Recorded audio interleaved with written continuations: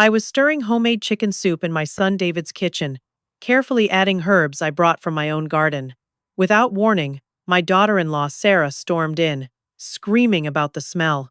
Sarah grabbed the wooden ladle from my hand and struck me hard across the head, shouting, "Who cooks like that, you useless woman?" The blow sent me stumbling backward, hot soup splattering across the stove. I touched my throbbing temple, tasting blood in my mouth, while Sarah continued her vicious tirade about ruining dinner plans. My name is Ava, and at 67 years old, I never imagined I would find myself cowering in a guest bedroom, pressing a cold washcloth against the growing lump on my skull. The metallic taste of blood lingered as I sat on the edge of the bed, trying to process what had just happened. But deep down, I knew this moment had been building for months. Sarah had married my son David 2 years ago, and from the beginning, something felt wrong. Not the typical mother-in-law concerns about losing my boy to another woman. This was different. This was calculated cruelty disguised as accidents and misunderstandings. I remembered the first incident clearly now. Sarah had been carrying a steaming mug of coffee while I showed her photos of David's childhood. She stumbled, she claimed, spilling the entire contents across my memory albums. Photos of David's first steps, his high school graduation, his father in military uniform before he died serving our country, all ruined. Sarah apologized profusely, but I caught something in her eyes. A flicker of satisfaction. Then came the missing medication. My blood pressure pills mysteriously disappeared from the bathroom counter. Sarah suggested I was becoming forgetful, that maybe I should see a doctor about memory problems. When I found the pills hidden behind the toilet tank 3 days later, Sarah acted shocked. "Another accident," she insisted. The cruel comments started subtly. Observations about my cooking being too salty for modern tastes. Suggestions that my stories about the past were boring young people. Comments about how difficult it must be to get old and lose relevance.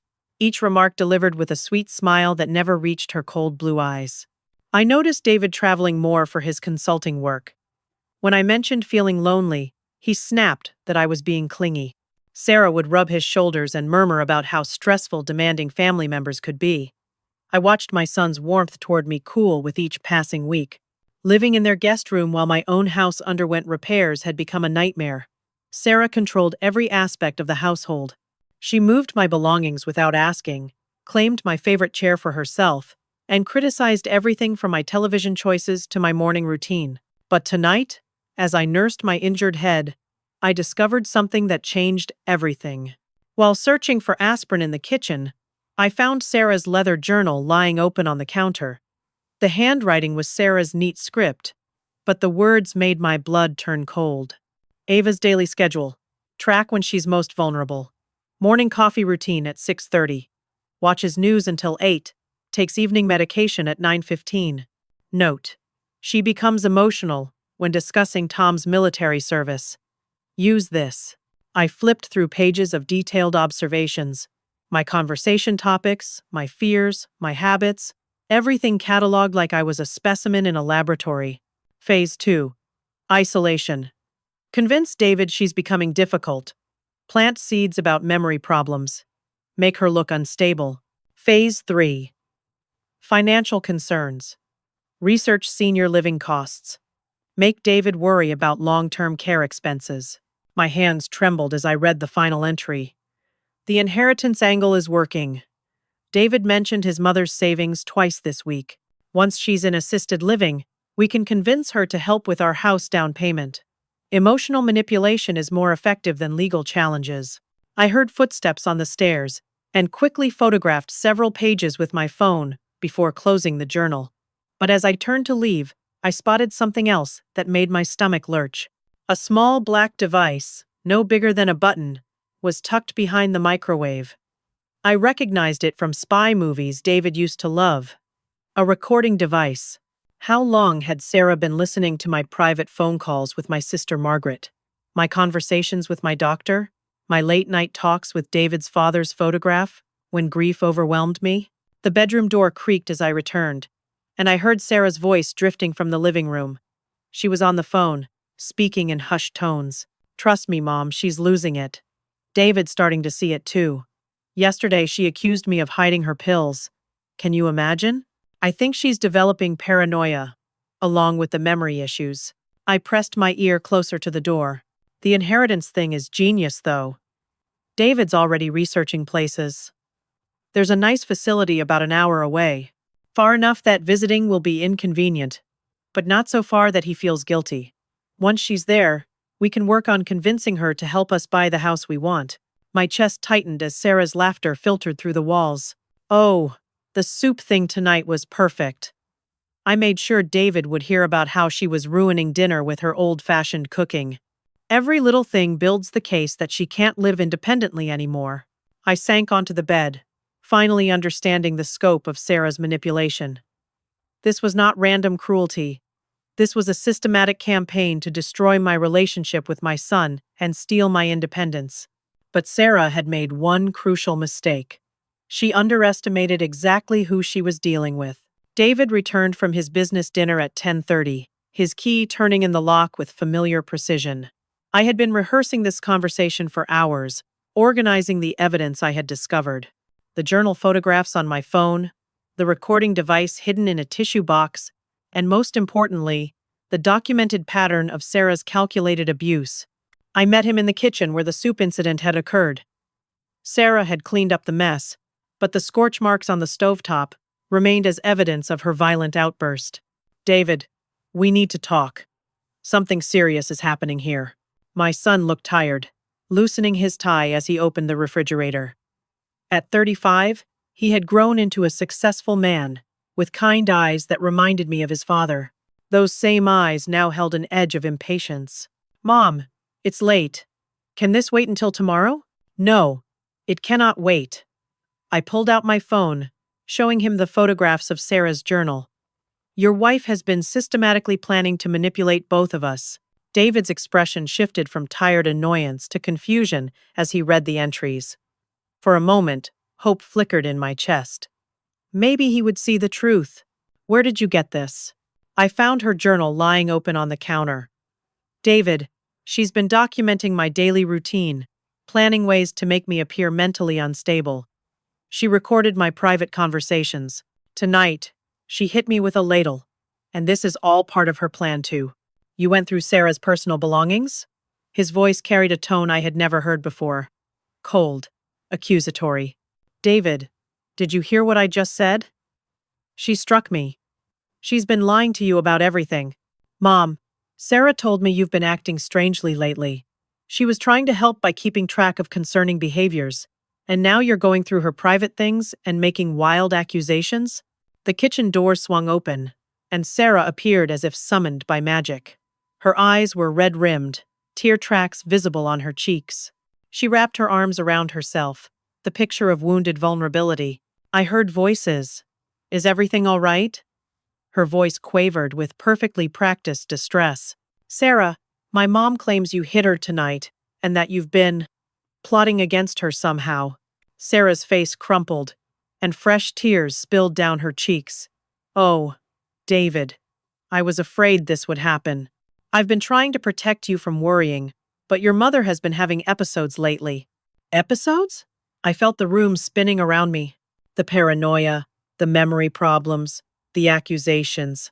I've been documenting everything because I thought you would need evidence for her doctor. I never meant for her to see it and misunderstand.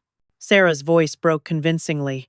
And tonight, when I tried to help her with the soup because she was burning it, she became so agitated.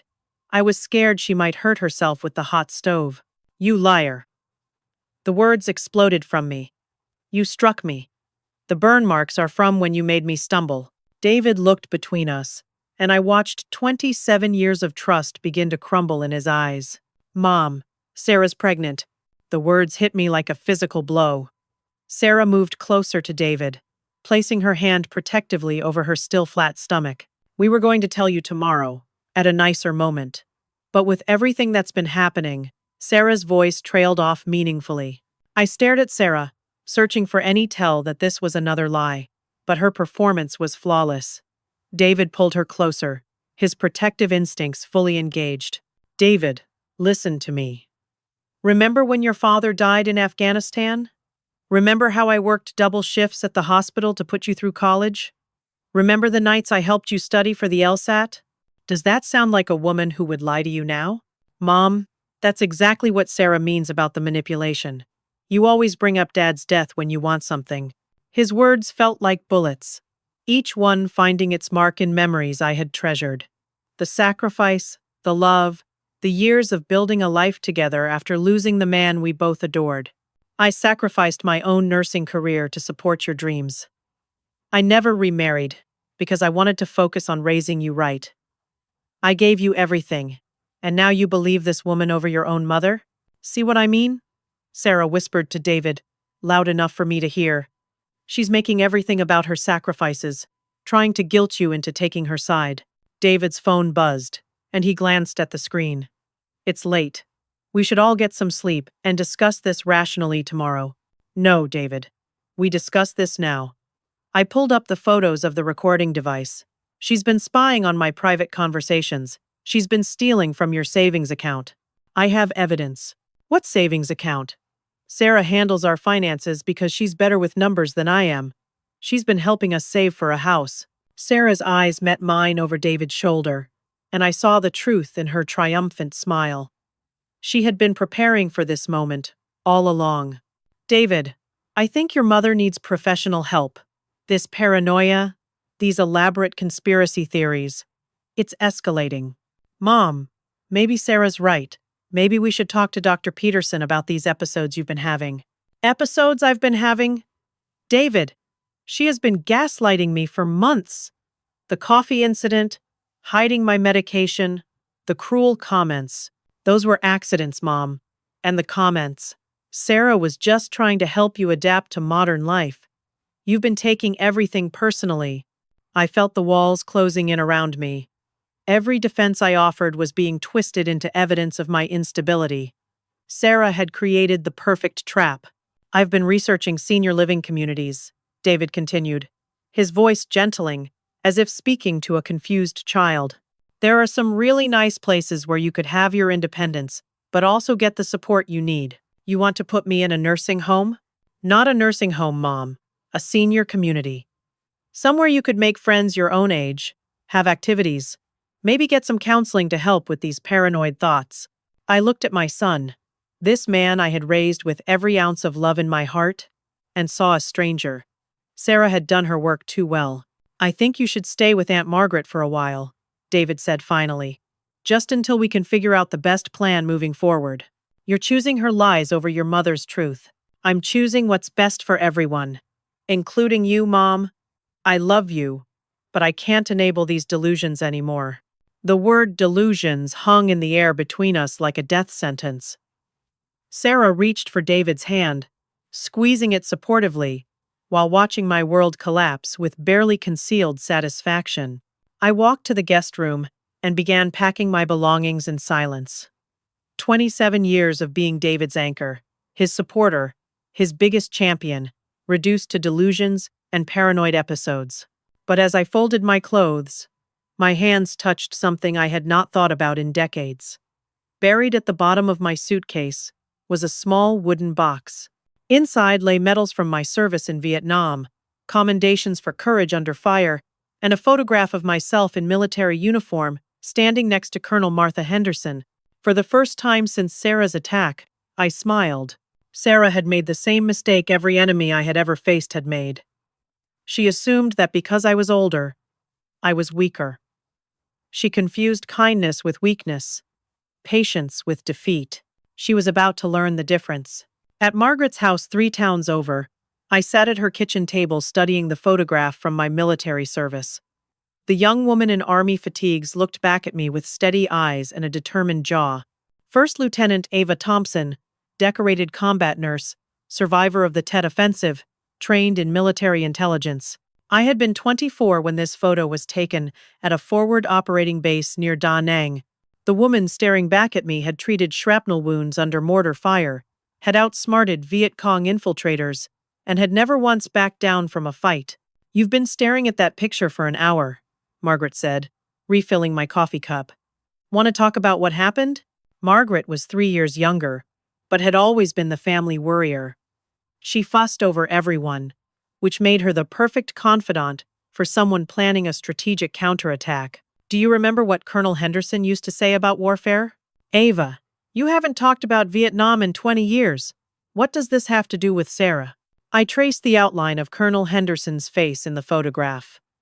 Martha Henderson had been the toughest woman I ever knew, a career military officer who had fought for every promotion in a man's world. She had taken me under her wing during those hellish months in Southeast Asia. She used to say, when cornered, a wise woman doesn't retreat. She regroups and strikes where it counts. I let Sarah corner me because I was thinking like a mother-in-law instead of thinking like a soldier. Margaret raised an eyebrow. You're talking about your son's wife, not enemy combatants. Am I? I pulled out my phone and showed her the journal photos. This is tactical planning. Sarah identified her objective, assessed her resources, developed a timeline, and executed a campaign designed to isolate me from David and gain access to my assets. If that's not military strategy, I don't know what is. Margaret read the entries, her expression growing more serious with each page. Good Lord, Ava. This is sociopathic behavior. This is war. And I've been fighting it with my hands tied behind my back because I thought I was dealing with family conflict instead of an enemy operation. I opened a new notebook and began writing, muscle memory returning from intelligence briefings 4 decades ago, target assessment, resource inventory, tactical objectives, timeline for execution. What are you doing? What I should have done from the beginning, fighting back with strategy instead of emotion. Over the next 3 days, I transformed Margaret's spare bedroom into a command center. I created detailed timelines of Sarah's manipulative behaviors, cross-referenced them with David's business trips, and began identifying patterns I had missed while I was busy being hurt instead of being analytical.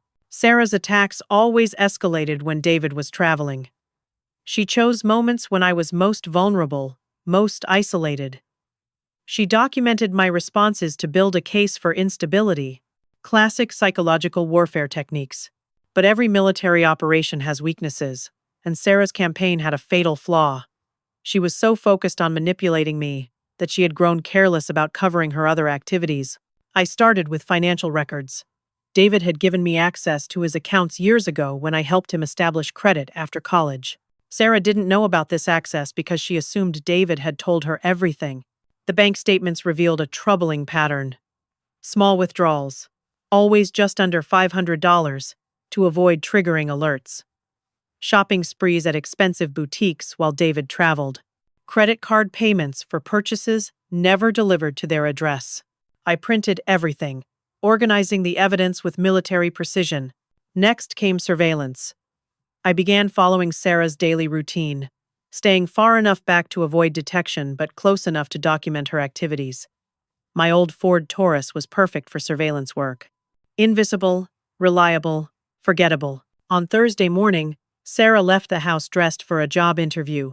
According to David, she had been looking for marketing work to help save for their future house. I followed her to the Riverside shopping plaza, where she spent 4 hours browsing luxury stores with a tall man in an expensive suit.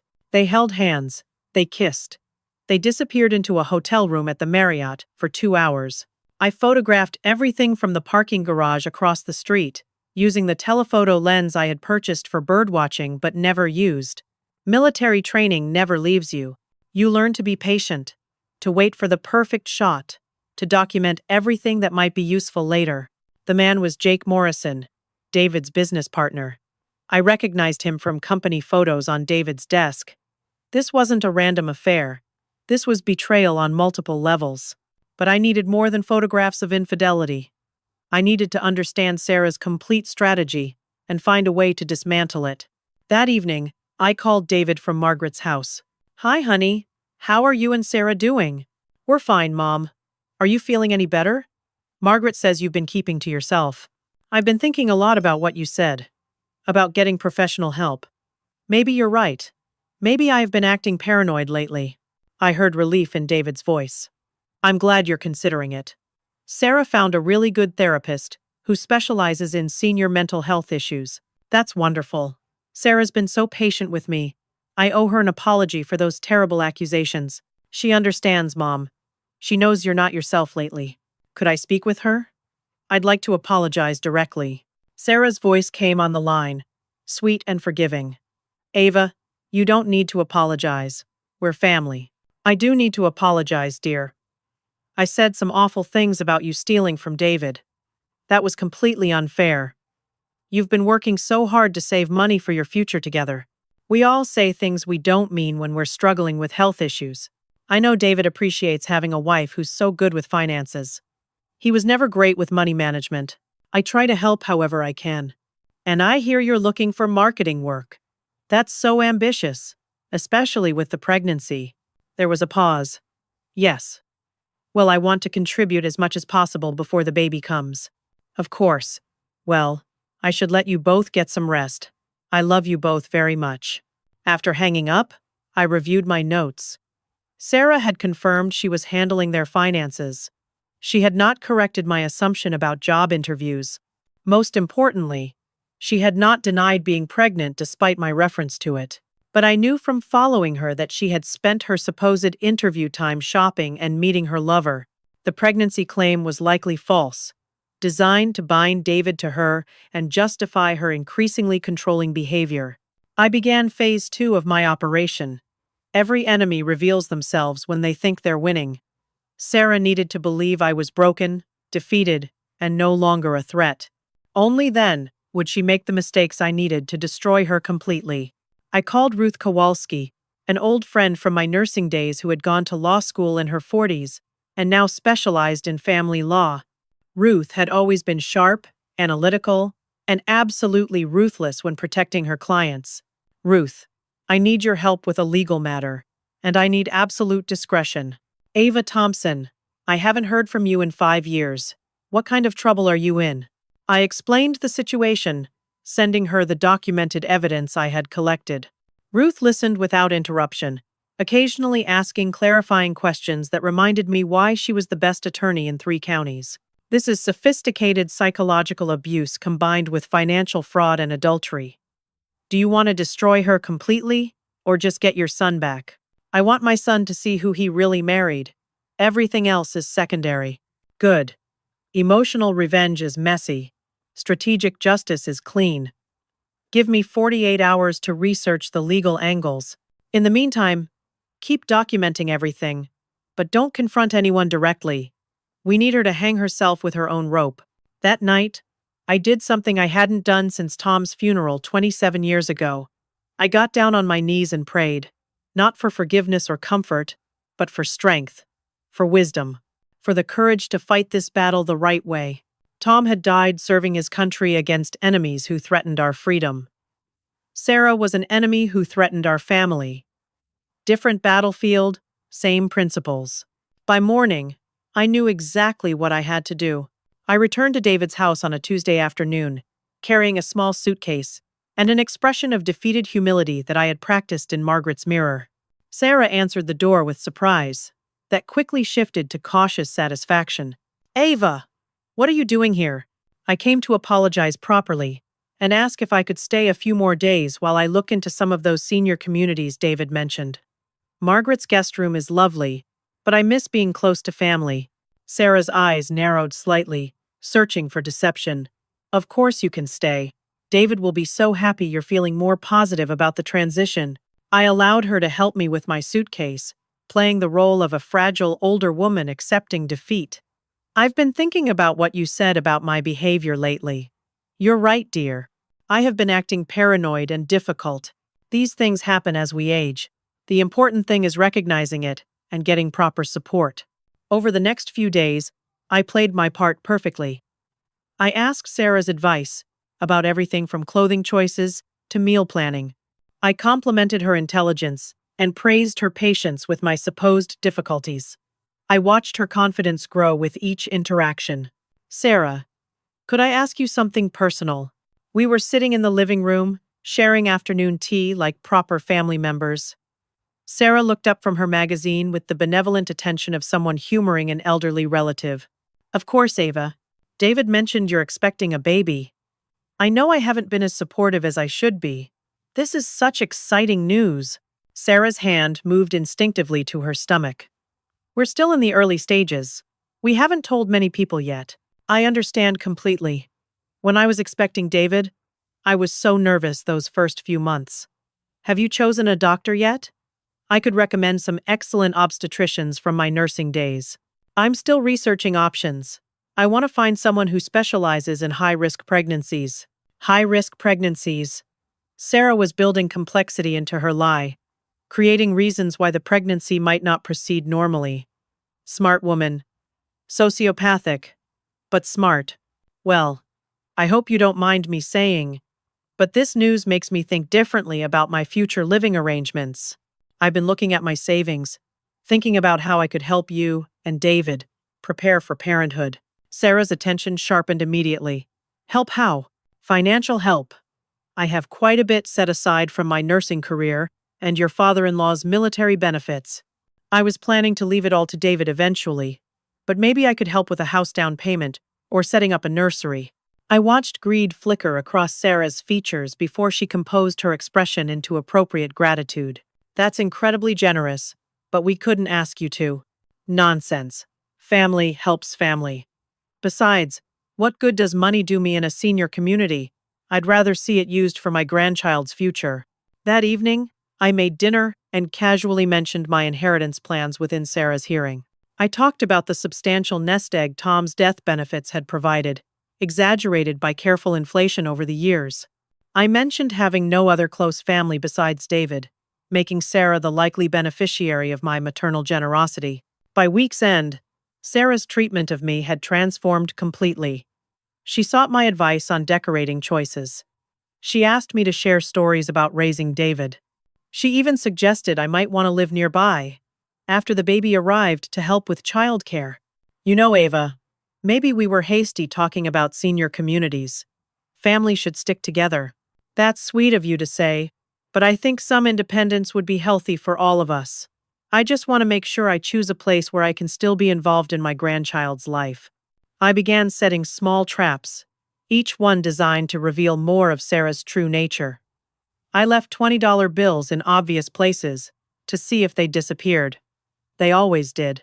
I mentioned valuable jewelry that needed appraising for insurance purposes. Sarah offered to research appraisers for me. Most importantly, I started talking about having dinner parties to celebrate the pregnancy news and my decision to move closer to family. We should invite Jake Morrison, I suggested one Thursday morning.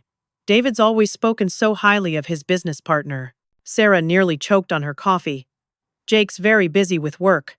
I don't think he's much for social dinners. Nonsense. Business partners should be like family. Besides, I'd love to meet the man who's helping make David's company so successful. Maybe we should wait until after I'm feeling better with the pregnancy. Morning sickness, you know. I had not seen Sarah experience any morning sickness, but I nodded sympathetically. Of course, dear. We'll wait until you're feeling stronger. But I had already planted the seed. Sarah's panic about Jake meeting me was exactly the reaction I had hoped for. She knew I might recognize their relationship, or worse, that Jake might reveal information about their affair. That afternoon, I called David at work. Honey, I had a wonderful idea. Let's have a celebration dinner this Saturday. Nothing fancy, just family and close friends to celebrate the baby news and my decision about moving to a senior community. That sounds great, Mom. Should I invite anyone specific? Just Jake Morrison. I feel terrible that I've never properly met your business partner, and with all the changes coming in our family, I thought it would be nice to strengthen those relationships. There was a pause. I'll ask Jake if he's available. Perfect. Sarah seemed a little hesitant about hosting while she's dealing with morning sickness, but I assured her I would handle all the cooking and preparation. You don't have to do that, Mom. I want to. It will be my gift to you both. That evening, I watched Sarah pace the living room while talking on her phone. She thought I was napping in the guest room, but I had positioned myself to hear her conversation. You cannot come to dinner Saturday. She specifically requested you. Something's not right. A pause while Jake responded. I don't know what she knows, but we can't take chances. Tell David you have a family emergency or something. Another pause. No, we cannot just admit the affair now. Not when she's talking about giving David money for a house. Do you know how much she's worth?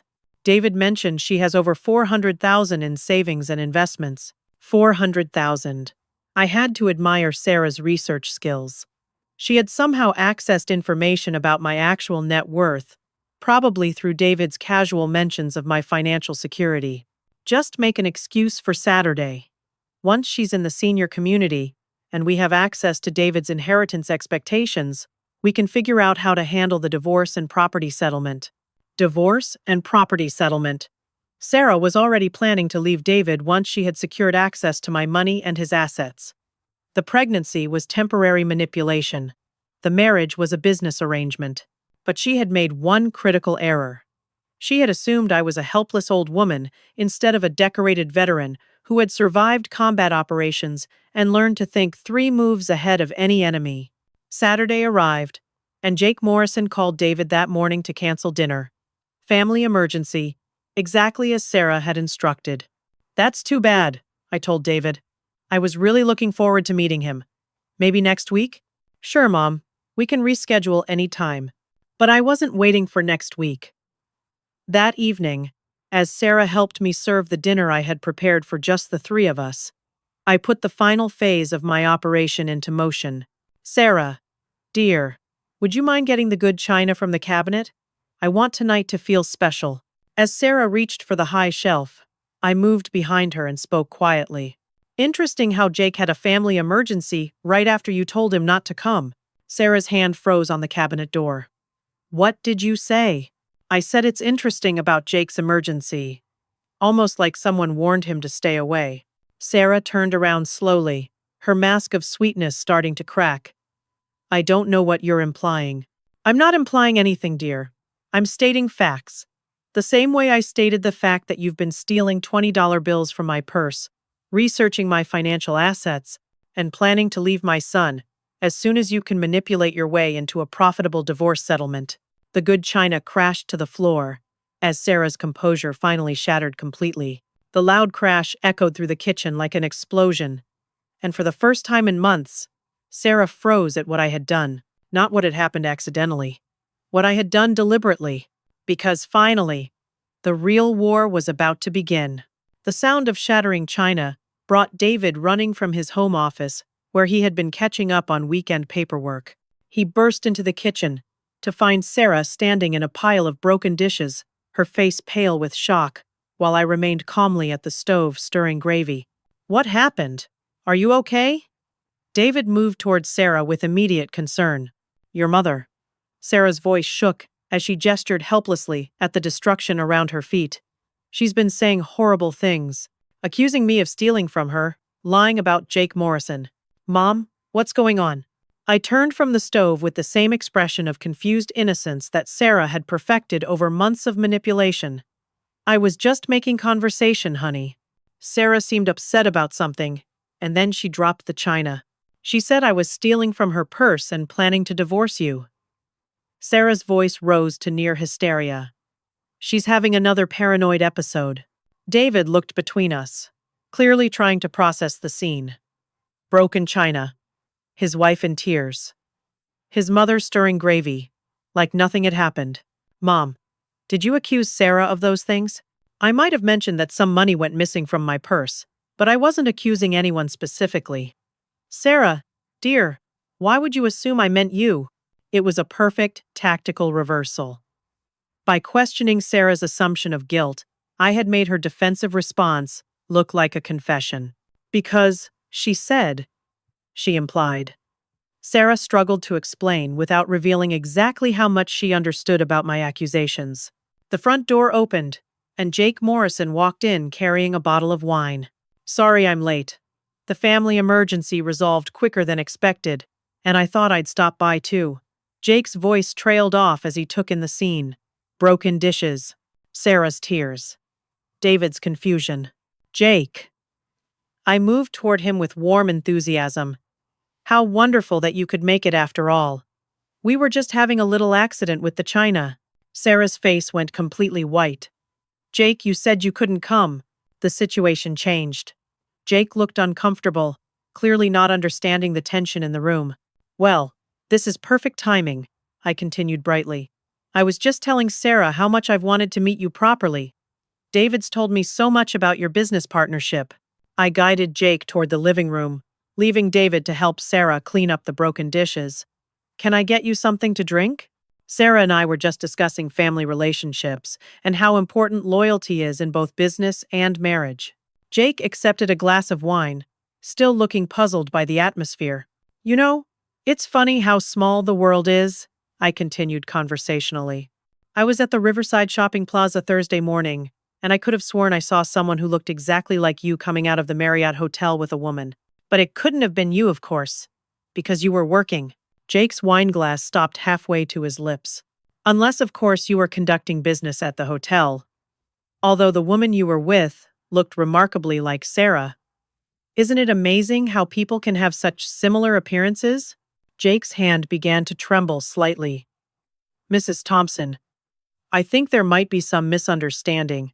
Oh, I'm sure there is. There are so many misunderstandings in families. Like when people think their pregnant daughters-in-law are completely faithful and trustworthy. David and Sarah returned from the kitchen. Sarah had composed herself, but her eyes held a new wariness as she watched Jake's increasingly uncomfortable demeanor. Jake, you look pale, Sarah said carefully. Are you feeling all right?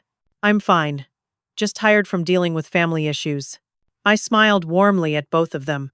Family issues can be so exhausting. Jake, what kind of family emergency did you have? David was disappointed when you had to cancel dinner. My mother needed help with some paperwork. How sweet. What kind of paperwork? I hope it wasn't anything too serious.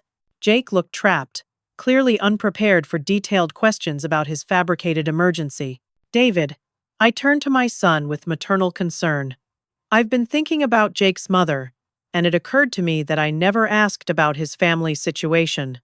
Is his mother married? Does she live alone? I might be able to recommend some services if she needs help with legal documents. Actually, Mom, Jake's mother passed away 3 years ago. The silence that followed was deafening. Jake's face flushed deep red. Sarah gripped the back of a chair so tightly her knuckles went white. David's expression shifted from confusion to the beginning of understanding. Jake, David's voice carried a new edge. Didn't you just say your mother needed help with paperwork? I misspoke. I meant my aunt. My aunt needed help. Your aunt who lives in California?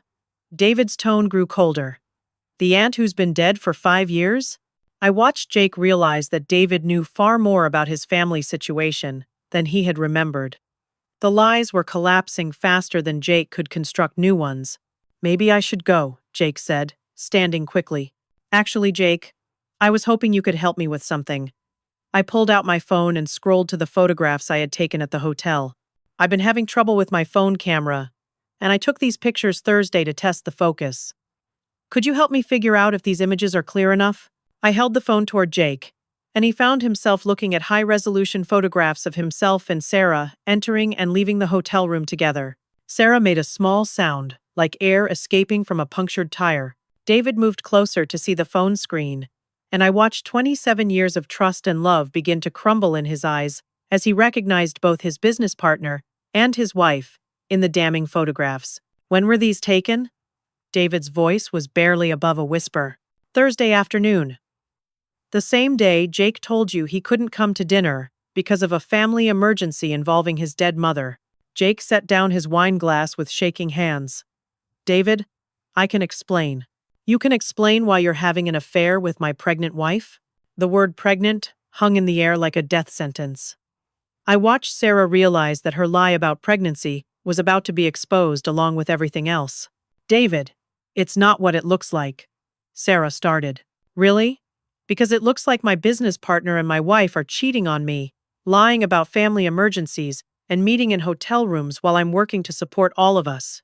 Jake stood up abruptly, panic overtaking caution. Look, David. She came on to me. She threatened to claim I forced myself on her if I didn't cooperate. She said she needed help getting money from your mother's inheritance, and if I helped her, she'd leave you, and we could be together. But if I refused, she'd destroy both our reputations. Sarah's composure finally shattered completely. You bastard! You promised you loved me. You said we'd be together once I got the money. I never promised anything. You're crazy. David, she's been blackmailing me for months. I watched my son absorb the full scope of betrayal unfolding before him. His wife was a liar and a cheater. His business partner was weak and dishonest. The pregnancy was fake. The marriage was a financial arrangement. Everything he had believed about his life was crumbling simultaneously, but the final blow was still coming. David, I said gently, there's something else you need to know about the pregnancy. Sarah's eyes went wild with desperation. Don't you dare. Sarah hasn't been pregnant at all. I followed her to a medical clinic yesterday, not an obstetrician, a clinic where she picked up birth control pills. David sank into a chair as the last piece of his shattered world fell into place. Sarah looked around the room like a trapped animal, seeing no escape from the web of lies that had finally collapsed around her. You think you're so smart, she hissed at me, but you have no idea what I'm capable of. I'll destroy David's reputation. I'll claim he abused me. I'll take everything he has in the divorce, and there's nothing you can do to stop me. I smiled at Sarah with the same warmth I had shown her for the past 2 years. Actually, dear, there's quite a lot I can do to stop you. You see, you made one tiny mistake in all your careful planning. Sarah's eyes narrowed with desperate calculation. What mistake? You assumed I was a helpless old woman instead of a decorated combat veteran who spent 2 years in military intelligence. You thought you were manipulating a confused elderly mother instead of fighting someone who learned battlefield strategy from the United States Army. I pulled out a manila folder thick with documents and photographs. Jake, you mentioned Sarah was blackmailing you. That's a felony. Sarah, the financial theft from David's accounts that I documented is also a felony. The fraud involving false medical claims about pregnancy could be considered criminal deception. I handed the folder to David. Everything is documented. Bank records, photographs, recorded conversations, witness statements. Ruth Kowalski, the family attorney, helped me prepare a legal case that will protect you completely in any divorce proceedings. Sarah's face went through a dozen different emotions as she realized the scope of my investigation. You've been planning this for weeks, she whispered. I've been planning this since the night you struck me with that ladle. You declared war on my family. I simply fought back with better tactics. Jake was already heading toward the door. David, I'm sorry. I never meant for any of this to happen. Don't you dare leave. David's voice stopped him cold. We're going to sit down and figure out exactly how to dissolve our business partnership without you destroying my company's reputation. And then, you're going to help me understand exactly how long this affair has been going on, and what other lies I need to uncover. Sarah made one last desperate attempt at manipulation. David, baby, please. I can explain everything. Your mother has been plotting against me from the beginning. She's been trying to break us up because she can't stand sharing you with another woman. David looked at his wife with eyes that held no trace of love or trust. Sarah, my mother has been nothing but kind to you for 2 years. She welcomed you into our family, helped us financially when we needed it, and opened her home to you. In return, you systematically abused her, stole from both of us, lied about being pregnant, cheated with my business partner, and planned to leave me as soon as you could steal enough money to make it profitable. He turned to me. Mom, I owe you an apology that I'll be making for the rest of my life. I chose her lies over your truth, and I'll never forgive myself for that. David, you couldn't have known. Sarah is very good at manipulation. She fooled me for months before I started fighting back. What happens now? David asked. I looked at Sarah, who was still standing amid the broken china, her carefully constructed world lying in pieces around her feet. Now, Sarah calls a lawyer and starts figuring out how to minimize the criminal charges she's facing, because the alternative is much worse than a quiet divorce settlement. For the first time since I had known her, Sarah looked genuinely afraid. The war was over. I had won. But the real healing was just beginning. The next 24 hours revealed the true depth of Sarah's desperate nature. While David met with attorneys and Jake tried to salvage what remained of his professional reputation, Sarah made one final attempt to seize control of the situation through pure vindictive destruction. It started with a phone call to the police at 6 in the morning. "I need to report elder abuse and financial exploitation." Sarah's voice was steady and convincing as I listened from the kitchen extension. "My husband's mother has been physically aggressive and has threatened me multiple times. She's also been attempting to manipulate our finances and has made delusional claims about my marriage." I smiled as I poured my morning coffee. Sarah was making exactly the mistake I had predicted she would make. When Officers Martinez and Chen arrived an hour later, I met them at the door with a warm smile and an invitation for coffee. "Officers, please come in. I assume you're here about Sarah's call this morning." Officer Martinez looked surprised. "You were expecting us?" "Of course. Sarah's been threatening to make false accusations for weeks now. Would you like to see the documentation I prepared for exactly this scenario?" I handed Officer Chen a thick folder containing police report forms I had filled out, but not yet filed. Detailed photographs of the injuries Sarah had inflicted on me, recordings of her threatening phone calls, and witness statements from Margaret and 3 neighbors who had observed Sarah's abusive behavior. "Mrs. Thompson, these are very serious allegations," Officer Martinez said as he reviewed the evidence. "Yes, they are. That's why I documented everything so carefully. I learned a long time ago that when someone threatens to use the legal system as a weapon, you'd better be prepared with the truth." Sarah appeared from the bedroom, her eyes red with tears that looked genuinely distressed. "Thank goodness you're here. She's been terrorizing me for weeks. Last night she threatened to kill me if I didn't leave David." I pulled out my phone and played a recording from the previous evening. Sarah's voice came through clearly. "I'll destroy David's reputation. I'll claim he abused me. I'll take everything he has in the divorce, and there's nothing you can do to stop me." Then my voice, calm and measured. "Actually, dear, there's quite a lot I can do to stop you." Officer Chen looked at Sarah with new interest. "Ma'am, this recording suggests you were threatening to make false abuse claims. Not that Mrs. Thompson threatened you. She edited it. She recorded me out of context." I played the full 20-minute conversation, including Jake's confessions about the affair and Sarah's detailed threats about destroying David financially and professionally. Officer Martinez closed his notepad. "Mrs. Thompson, we'll need copies of this evidence for our report." "Ma'am." He turned to Sarah.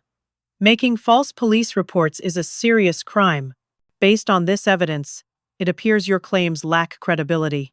After the officers left, Sarah's mask dropped completely. The sweet, vulnerable daughter-in-law disappeared, replaced by someone I barely recognized. "You think you've won, but this isn't over. I know things about David's business that could destroy him. I have access to client information, financial records, private communications. If you don't back off, I'll make sure his company fails." "Sarah, threatening to commit corporate sabotage is also a felony. Prove I threatened anything. It's your word against mine." I held up my phone, still recording. "Actually, it's your word against your own words. Everything you just said is documented." Sarah's face contorted with rage. "You manipulative old witch. You've been recording everything, haven't you? I learned a long time ago that the truth is the best defense against lies. But you wouldn't understand that concept." That's when Sarah made her final, fatal mistake. She grabbed a ceramic vase from the side table and hurled it directly at my head. I ducked, and the vase shattered against the wall behind me, leaving a dent in the drywall and ceramic shards scattered across the hardwood floor. "There," Sarah panted with satisfaction. "Let's see you explain that to the police." "I don't have to explain it," I said calmly. "The security cameras David installed last month will explain it perfectly." Sarah's face went white as she followed my gaze to the small camera mounted in the corner of the living room. David had a security system installed after the neighborhood break-ins. Motion-activated cameras in every common area of the house. Everything you just did was recorded in high definition. Sarah stared at the camera like it was a venomous snake. The throwing of the vase, the threats about destroying David's business, the admission that you've been planning to sabotage his company. All recorded, all admissible in court. I pulled out my phone and called the police non-emergency line. "This is Ava Thompson. I need to report a domestic assault that just occurred at my son's residence. The incident was captured on security cameras, and I have a recording of the perpetrator making criminal threats. Sarah bolted for the front door, but it opened before she reached it. David walked in carrying coffee and donuts, clearly expecting a normal Sunday morning. Instead, he found ceramic shards on his floor, a dent in his wall, and his wife standing frozen in the middle of his living room, looking like she'd seen a ghost. "What happened here?" I gestured to the security camera. "You might want to review the footage from the last 10 minutes. While David accessed the security system on his tablet, I called Ruth Kowalski. "Ruth, it's Ava. Sarah just physically assaulted me on camera and made explicit threats to commit corporate sabotage against David's business." "Yes, everything's recorded. How quickly can you get a restraining order?" Sarah sank onto the couch as she watched David's expression change from confusion to disgust to cold anger while he reviewed the security footage. "Sarah, pack your belongings. You have 1 hour. David, please. I was upset. Your mother has been provoking me for days. I watched the entire incident on camera. You threatened to destroy my business, threw a vase at my mother's head, and admitted to planning criminal sabotage. 1 hour. Take what you brought into this marriage, and nothing else. I have legal rights. You can't just throw me out." Ruth's voice came through my phone speaker. "Actually, Mrs. Morrison, domestic assault invalidates most spousal protections in this state. You'll be lucky to avoid criminal charges, much less claim any marital assets." Sarah looked around the room desperately, searching for any remaining leverage or sympathy. She found none. "Fine. But this isn't over. I'll fight the divorce. I'll make this as expensive and public as possible." David pulled out his tablet and showed Sarah the screen. "No, you won't. Because I'm uploading this security footage to a cloud server right now, along with all the evidence Mom collected about your affair, your theft, and your lies. If you make any attempt to drag this out or damage my reputation, this evidence becomes public record." I watched Sarah finally realize that every escape route had been closed, every weapon had been taken away, and every lie had been exposed. She had been outmaneuvered completely. 30 minutes later, Sarah Morrison walked out of our lives, carrying 2 suitcases and facing potential criminal charges for assault, fraud, and making false police reports. Jake Morrison had already resigned from the business partnership, forfeiting his shares rather than face a lawsuit for breach of fiduciary duty. As the door closed behind Sarah, David turned to me with tears in his eyes. "Mom, I'm so sorry. I'm sorry I didn't believe you. I'm sorry I let her hurt you. I'm sorry I failed you so completely." "David, you didn't fail me. You're a good man who wanted to believe the best about someone you loved. That's not a character flaw. That's a character strength. Sarah exploited your trust, but she didn't break your goodness. How do I move forward from this? How do I trust anyone again?" I put my arms around my son, this man I had raised to be honest and kind and trusting, and I realized that the greatest victory wasn't defeating Sarah. The greatest victory was that David's heart, despite everything he had endured, was still capable of love. You move forward the same way your father and I did after the war. You remember that most people are good. You remember that love is always a risk, but it's a risk worth taking. And you remember that your family will always stand with you when the battle gets tough. David held me tight, and for the first time in months, I felt like I had my son back. The war was over. We had won. Now, the real healing could begin. 6 months later, I stood in the kitchen of my new apartment at Riverside Senior Community, stirring homemade chicken soup with the same wooden ladle that had started this entire ordeal. The irony was not lost on me, but the fear was completely gone. David knocked on my door at exactly noon, carrying fresh flowers and wearing the smile I remembered from his childhood. Our Sunday dinners had become a sacred tradition, a weekly reminder that family bonds, once properly healed, grow stronger than they were before. "How's the soup coming along?" he asked, kissing my cheek as he set the flowers in a vase. "Perfect. No one's going to hit me with the ladle this time." We could laugh about it now. The healing had taken months of patient conversation, family therapy sessions, and David's determination to rebuild the trust he felt he had betrayed. But we had both learned that love, Real love can survive almost any damage when both people are committed to forgiveness and growth. Any word from the legal proceedings?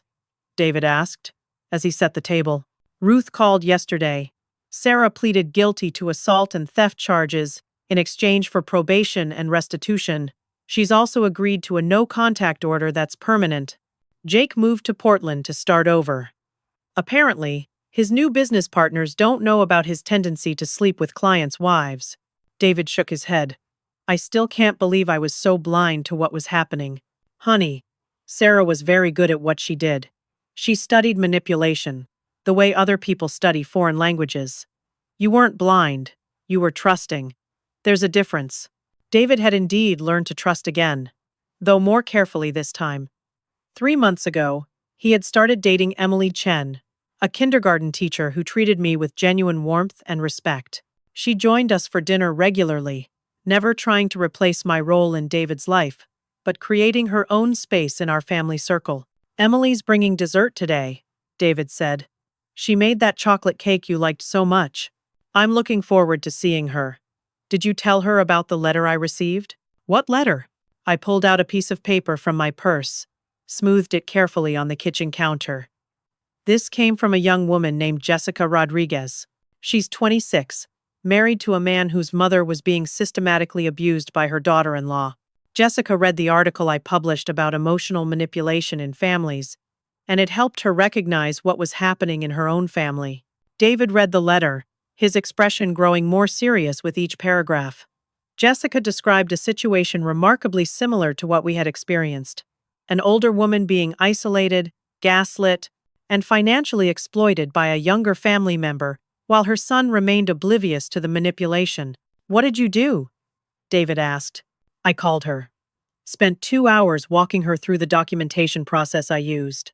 Ruth is representing the mother-in-law pro bono, and they're building a case that should protect the elderly woman and expose the abuse. This had become my new purpose.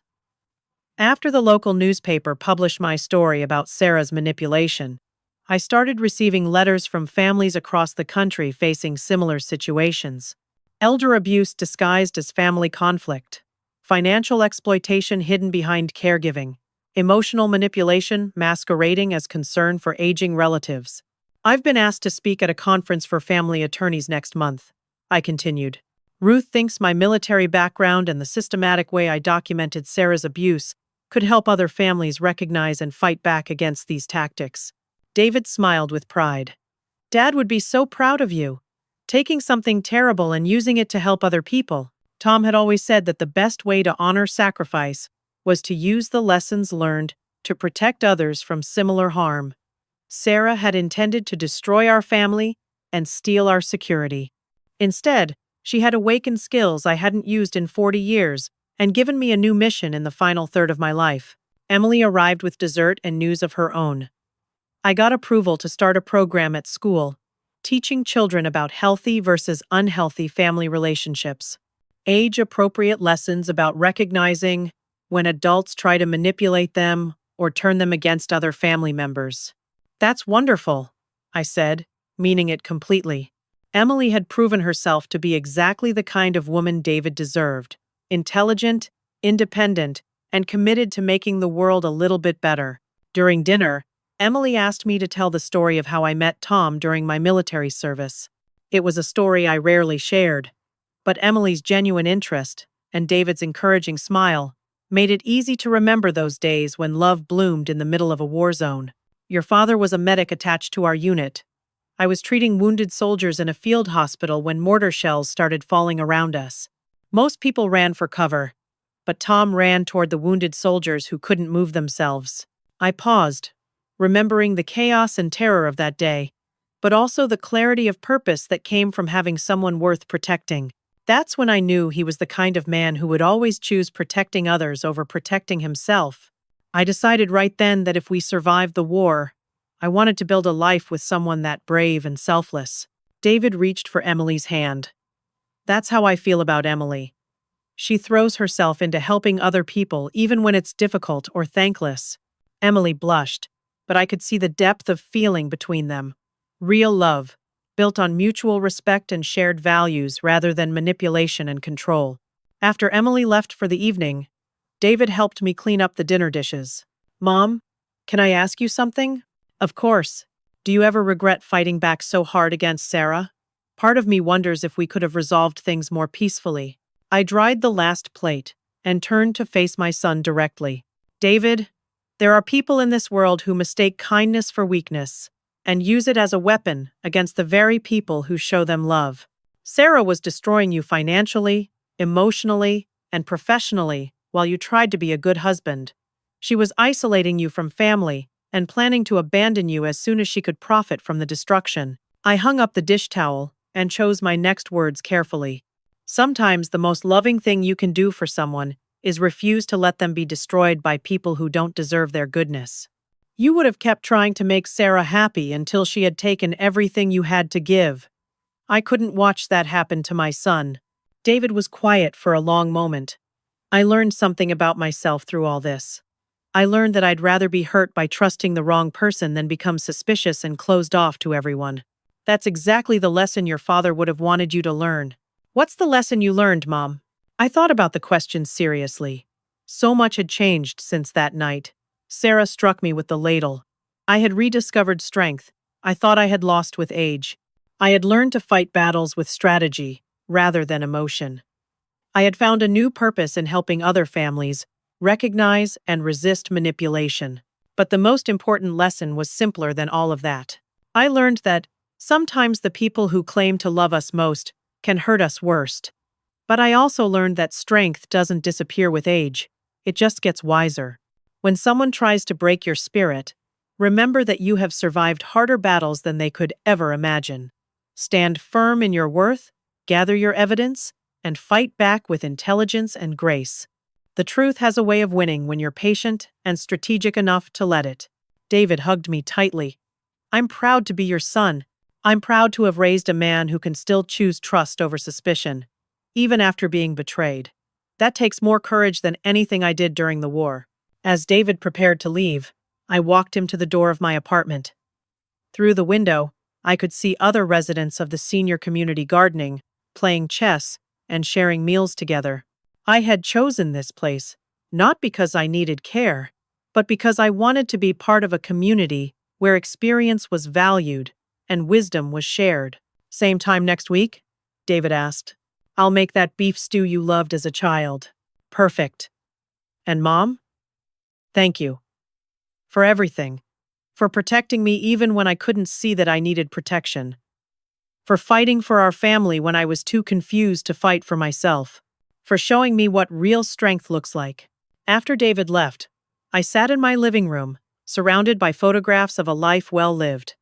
Tom in his uniform, young and brave and beautiful. David at every age from infancy to the successful man he had become. New photos of Emily and David together, their faces shining with the kind of love that builds rather than destroys. And in the place of honor on my mantle, a framed copy of the article I had written about recognizing and resisting family manipulation. Beside it, a stack of letters from families who had used my story to protect themselves from people like Sarah. Evil had tried to destroy our family and had instead given me a new mission and a renewed sense of purpose. Sarah had intended to isolate me from my son and had instead brought us closer together than we had been since Tom's death. The phone rang, interrupting my reflection. Ruth Kowalski's voice came through cheerfully. Ava, I have good news. Jessica Rodriguez's mother-in-law won her case. The daughter-in-law has been ordered to repay $14,000 in stolen funds and has been banned from any contact with the elderly woman. Jessica says her family is healing, and they want to thank you for giving them the roadmap to fight back. That's wonderful news, Ruth. Also, I got a call from a lawyer in Texas. They have a case involving 3 elderly siblings being manipulated by a caregiver who's isolating them from family and draining their accounts. Can I give them your number? I looked at the letter I was writing to another family in Ohio, detailing the documentation techniques that could help them build a legal case against financial elder abuse. Yes, you can give them my number. And Ruth? Thank you for helping me turn the worst experience of my life into the most meaningful work I've ever done. Thank you for showing me that sometimes the best legal strategy is simply to let the truth tell its own story. After hanging up, I returned to my letter writing.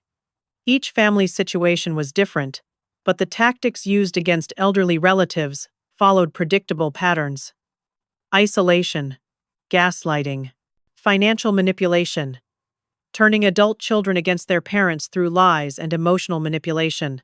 But the defenses were also predictable. Document everything. Build evidence systematically. Stay calm and strategic, rather than emotional and reactive. Remember that manipulators count on their victims being too confused or too isolated to fight back effectively. As I sealed the envelope containing advice for another family under attack, I thought about the question I wanted to pose to people who might read my story or attend my speaking engagements. Have you ever had to fight to protect someone you love from a person who was destroying them slowly and systematically? What would you be willing to do to save your family from manipulation disguised as love? I hope my story helps you recognize the signs before the damage goes too deep. I hope it gives you permission to trust your instincts when someone's behavior doesn't match their words. Most importantly, I hope it reminds you that you are stronger than you know, wiser than your enemies expect, and more capable of strategic thinking than people who mistake age for weakness. If you found this story helpful, please share it with others who might benefit from understanding how manipulation works and how families can fight back together. Like this video if you believe that love requires courage, and subscribe if you want to hear more stories about ordinary people finding extraordinary strength when protecting the people they love. Thank you for listening to my story. I hope it brings healing to your family and strength for whatever battles you might be facing. Remember that truth, patience, and strategic thinking can overcome even the most sophisticated manipulation. Your family is worth fighting for, and you are stronger than anyone who tries to break your spirit.